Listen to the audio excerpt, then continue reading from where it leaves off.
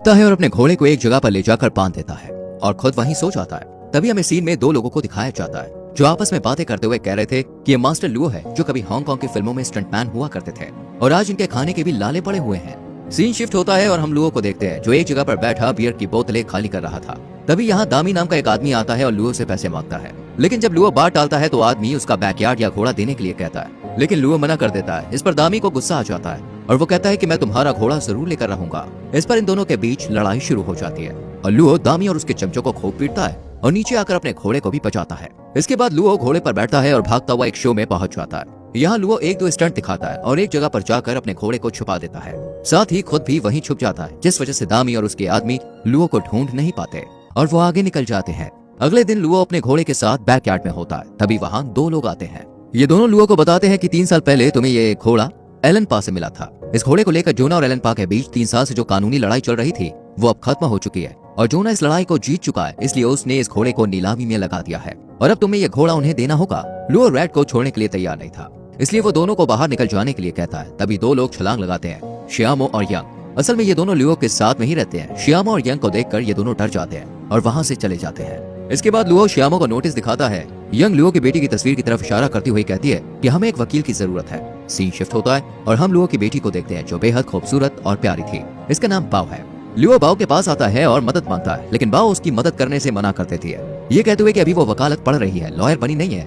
Luo निराश होकर वहाँ से चला जाता है। अगले सीन में हमें बाओ का बॉयफ्रेंड नाइहुआ नजर आता है। बाओ नाइहुआ के पास आती है और बात करने लगती है। दूसरी तरफ लुओ जो उदास बैठा था उसके पास दवाई नाम का एक शख्स आता है और लुओ रेड को फिल्मों में काम करने का मौका देता है। लुओ ये सुनकर बहुत खुश हो जाता है और दवाई को घोड़े के साथ कुछ स्टंट करके दिखाता है। इधर नाइहुआ बाओ से कहता है कि मेरी फैमिली तुमसे मिलना चाहती है। इस पर बाओ कहती है कि तुम जानते हो मैं अनाथ हूँ और हमें शादी कब करनी है ये मैं डिसाइड करूंगी।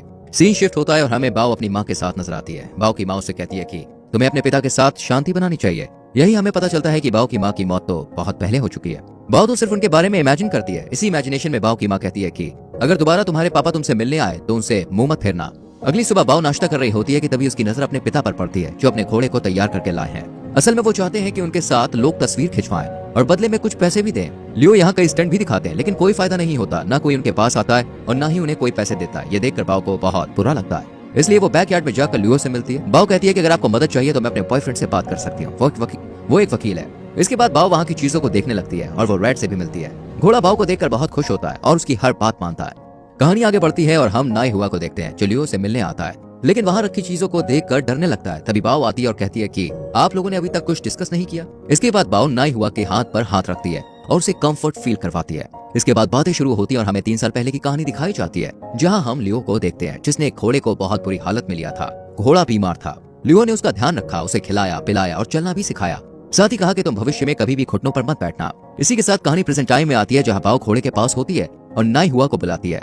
लियो नाइहुआ को रेड के साथ स्टंट करने को कहता है। स्टंट करते हुए रेड जमीन पर गिर जाता है, जिस वजह से नाइहुआ डर जाता है। तब लियो कहता है कि रेड बिल्कुल ठीक है, वो तो बस तुम्हें पसंद करता है, इसलिए तुम्हारे साथ मस्ती कर रहा है। अगले दिन लियो रेड के साथ शूटिंग पर पहुंचता है और शॉट तैयार होता है। यहाँ बाओ भी लियो की शूटिंग देखने के लिए आती है, लेकिन रेड इतनी भीड़ को देखकर डर जाता है और स्टंट नहीं कर पाता, जिस वजह से लियो और रेड को शूटिंग से बाहर कर दिया जाता है। जिसके बाद लियो एक जगह उदास बैठ जाता है और रेड आकर उसे टोपी पहनने को कहता है, लेकिन लियो गुस्से से टोपी को फेंक देता है।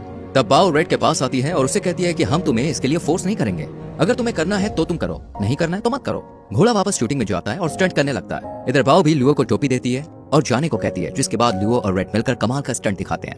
लियो और घोड़े का स्टंट देखकर पूरी टीम हक्का बक्का रह जाती है। हर तरफ लियो और रेड की तारीफ होती है। लियो भी बहुत खुश हो जाता है और फिर ये दोनों ऐसे ही स्टंट जारी रखते हैं। सीन शिफ्ट होता है और वहीं दोनों लोग फिर से लियो को नोटिस देने के लिए आते हैं, जहाँ बाओ उनसे कहती है कि हॉर्स ट्रेडिंग कोई पब्लिक प्रॉपर्टी नहीं है, इसलिए आप यहाँ से जा सकते हैं।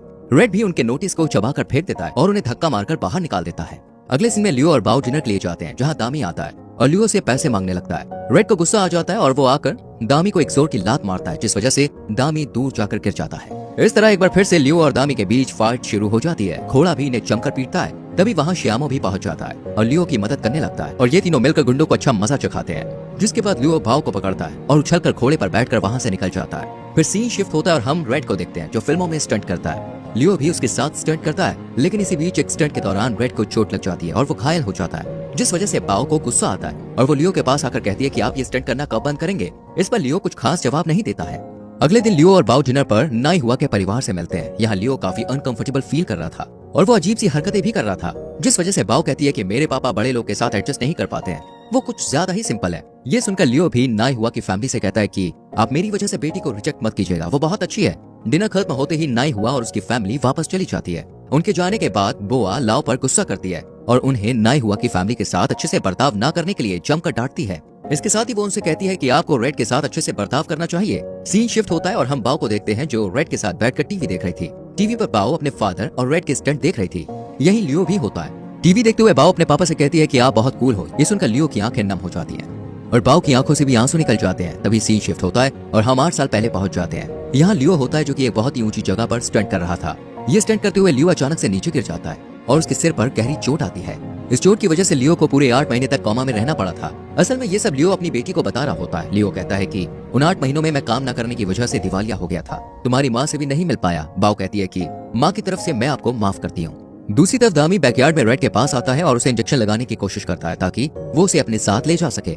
लेकिन तभी रेड की आंखें खुल जाती हैं और ये सब मिलकर उसे पकड़ने की कोशिश करने लगते हैं। रेड भी इनसे बचने की पूरी कोशिश करता है। इससे पहले कि दामी रेड को काबू में करता, वहाँ लियो पहुंच जाता है और इन सबकी पिटाई करने लगता है। लियो एक चेयर पर बैठकर दामी को सीढ़ियों से घसीटता हुआ नीचे लाता है और नीचे गिराकर दामी से कहता है कि तुमने हाथ छोड़ा क्यों नहीं।